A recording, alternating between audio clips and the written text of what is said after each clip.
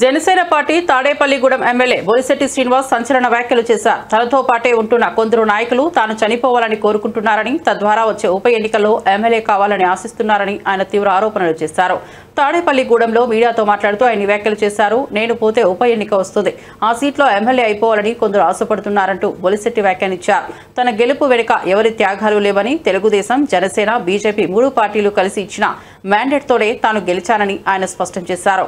తాడేపల్లిగూడెం ప్రజలు తనను ఆశీర్వదించి గెలిపించారని, ఎవరి దయా దాక్షిణ్యాలపైన తాను ఆధారపడలేదని తేల్చి చెప్పారు. అటు బీజేపీ కానీ నేను ఎన్డీఏ ఎమ్మెల్యే, నేను ఏ పార్టీకి సంబంధించిన వ్యక్తిని కాదు. ఇన్ని జరుగుతూ ఉంటాయి. ఓ పక్కన అధికారుల్ని సమన్వయంతో పనిచేయించాలి అంటే ఓ పక్కన అధికారులను బెదిరిస్తారు. నువ్వు ఉండాలని లేదా, పైన మా పార్టీ ఉంది, నేను పంపేస్తాం. ఏం పంపేస్తారు మీరు? నేను ఎన్డీఏ ఎమ్మెల్యేని, నేనేమి వైఎస్ఆర్సీపీ ఎమ్మెల్యేని కాదు. ఇక్కడ అధికారులను కూడా పరిరక్షణ చేసుకోవాల్సిన అవసరం ఉంది. అధికారులుగా అవసరం నాకు పూర్తిగా ఉంది. అధికారులు చేయకపోతే నేను చేయలేను. ఇక్కడ చేయమని కమిషనర్ ఆదేశిస్తే కమిషనర్ అన్ని ఇవన్నీ చేయించాడు. ఇది చేయమని అనిల్ వీళ్ళంతా ఉండి రాత్రానిగా పాలన ఇక్కడ కొంతమంది కూర్చొని టీలు ఒకరు పెట్టి, కాఫీలు ఒకరు పెట్టి, గవర్నమెంట్ డబ్బులు ఇవ్వకుండా ఇది అభివృద్ధి చేస్తూ ఉంటే విమర్శలు చేసేవాళ్ళకి చెప్తున్నాను. నేను ఎప్పుడు చనిపోతాను నాకు తెలియదు, కానీ చనిపోయినప్పుడు మీరు ఖచ్చితంగా ఎమ్మెల్యే అవ్వాలని నేను కోరుకుంటున్నాను.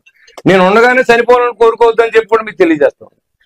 ఎందుకంటే అది అన్యాయం. అది నా సర్వస్వం. నేను ఒక సామాన్యుడిని మీ ముందు నిలబడి స్థాయికి ఎదగడానికి భగవంతుడు నేను చేసిన వ్యాపారాలకు కలిసి ఎమ్మెల్యేగా అయ్యానంటే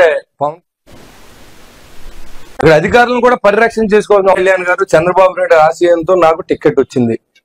ఖచ్చితంగా టికెట్ వచ్చిన తర్వాత గెలిపించడం అనేది ప్రజలు చేయవలసిన అవసరం ఉంది. ప్రజలు అత్యధిక మెజార్టీని ఇచ్చారు. తాడేపూడి కాన్స్టిట్యున్సీ ఏర్పడిన తర్వాత 62,500 మెజార్టీతో నన్ను నెగ్గించారు. నేను ఒక సామాన్యుడిని. మా నాన్నగారు ఒక ఆర్టీసీ డ్రైవరు. ఆ స్టేజ్ నుంచి ఒక ఎమ్మెల్యే ఎదగడానికి నా జీవితం అంతా కష్టపడ్డాను. ఇవాళ చాలా మంది మాట్లాడుతుంటే చాలా బాధేస్తుంది. ఎందుకంటే ఎలా ఉందంటే, నాతో ఉన్న కొంతమంది వ్యక్తులు నేను చనిపోతే బాగుండు, వెంటనే నాకు బై ఎలక్షన్ వస్తే నెగ్గితే ఎమ్మెల్యేని అయిపోతారన్న విధంగా ఆలోచన చేయడానికి నేను భరించలేకపోతున్నాను దాన్ని. నేను గెలిచిన తర్వాత నిరంతరం ప్రజల కోసమే పనిచేస్తా ఉన్నా. నా సొంత వ్యాపారం మానేశాను. నేను ఎక్కడా కూడా ఎవరిని ఇబ్బంది పెట్టలేదు. ఇటు తెలుగుదేశం మిత్రులు కానీ, అటు జనసేన కానీ, అటు బీజేపీ కానీ. నేను ఎన్డీఏ ఎమ్మెల్యే, నేను ఏ పార్టీకి సంబంధించిన వ్యక్తిని కాదు.